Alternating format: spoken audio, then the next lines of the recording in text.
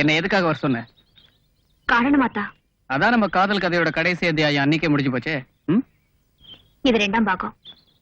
அன்னைக்கு நான் கொஞ்சம் உணர்ச்சி வசப்பட்டு பேசிட்டேன். என்ன மன்னிச்சிருங்க. You are forgiven. ராதா, நான் இப்போ உன்னை காதலிக்க தயாரா இருக்கேன். ஆனா கல்யாணம் அதுக்கு ஒரு முட்டுக்கட்டையா இருக்க கூடாது. அதான் என்னுடைய ஒரே ஒரு கண்டிஷன்.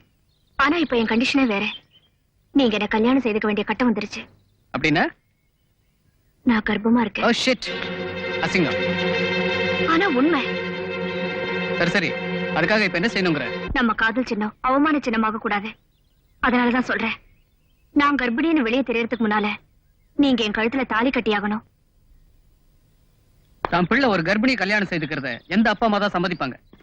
உங்க அப்பா அம்மா சம்மதத்தோடயா என்ன காதலிச்சீங்க? என்ன கல்யாணம் பண்ணிக்குவீங்கன்னு நம்பித்தானே உங்க ஆசைக்கு நான் சம்மதிச்சேன். அப்போ என்னென்ன பொய் சொன்னீங்க? ராதா, காதல்ங்கிறது ஒரு விதமான பசி. அது அடங்குறதுக்கு அதை இதை சொல்லித்தானே தொலைக்க வேண்டியிருக்கு. அதெல்லாம் உண்மையாடுவேன். ஒண்ணு மட்டும் மறுக்க முடியாத உண்மை. என் கர்ப்பத்துக்கு காரணக்கர்த்தா நீங்கதான். அது எனக்கு உனக்கு மட்டும் தானே தெரியும், உலகத்துக்கு தெரியாதே. தெய்வத்துக்கு தெரியுமே. அந்த தெய்வம் வந்து சாட்சி சொல்ல போதா? அப்போ மனசாட்சி மண்ணாங்கட்டி.